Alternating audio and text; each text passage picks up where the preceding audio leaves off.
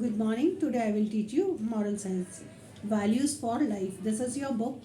Open page number 42, chapter number 8. Let us share. Share means हमें एक दूसरे की चीज़ें बांटनी चाहिए. It is a story. Once upon a time मतलब एक बार की बात है या एक बहुत पुराने समय की बात है. Long ago the camel lived on a farm. बहुत पुराने समय की बात है कि एक कैमल कहाँ रहता था, फार्म पे. He was selfish and lazy. वो कैसा था, सेल्फिश. सेल्फिश मीन्स जो अपने बारे में सोचे, अपने ही बारे में करे, दूसरे के बारे में नहीं. और लेजी मीन्स आलसी. He sat under a shady tree all day long. वो पूरे दिन कई में बैठा रहता था, पेड़ की छांव के अंदर. The other animals were kind and good. दूसरे जो जानवर थे वो कैसे थे, काइंड. काइंड मीन्स दयालु एंड गुड मीन्स अच्छे. They did the camels work every day. वो लोग क्या करते थे, कैमल का वर्क भी खुद ही कर देते थे. One day the farmer said. एक रोज फार्मर ने क्या बोला, work extra hard today then I will give all of you a holiday. तो एक रोज व्हाट फार्मर सेड, फार्मर ने क्या बोला कि एक्स्ट्रा हार्ड वर्क करो आज, then I will give you a leave for one day. मैं तुम्हें एक दिन की छुट्टी दूंगा. The animal said hurray. The animals were pleased and they shouted hurray.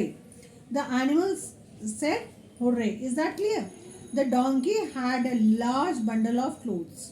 He went to camel and said, friend, would you help? Then we can do our work faster. तो donkey बोलता है, जिसके पास बहुत एक बंडल था कपड़ों का, बहुत बड़ी गठरी थी. ही सेड कि to whom he said to camel. वो ऊंट के पास गया और बोला कि फ्रेंड तुम मेरी मदद कर दो, और मदद करते हो तो हम हमारा काम जल्दी कर लेंगे. But camel said no. Donkey went away.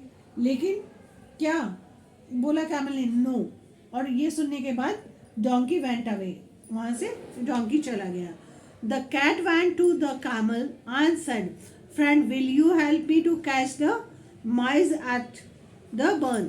वो क्या कहती है कि बिल से मेरे को चूहे पकड़ने के लिए मदद करोगे क्या. किससे कहती है, ऊंट से. The camel again said no. नहीं, मैं बिल्कुल नहीं कर सकता. किसने कहा, camel. The cat went away. अब कैट भी चली गई. After some time the dog went to the camel, friend will you help me to find the lost sheep. अब कैमल वो डॉग जाके कैमल से कहता है कि जो अपनी शिप खो गई है उसको ढूंढने में मदद करोगे. द कैमल सेड नो वे. तो फिर कैमल कहता है नहीं भाई, किसी भी तरीके से नहीं. The dog too went away. अब डॉग भी चला गया. The farmer was watching the camel. अब जो किसान था वो किसको देख रहा था, कैमल को. He went up to him and said. वो उसके पास गया और बोला. कौन गया, farmer. Camel you are selfish and bad.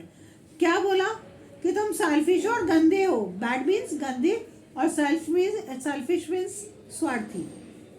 You will never share any work. You never share any work.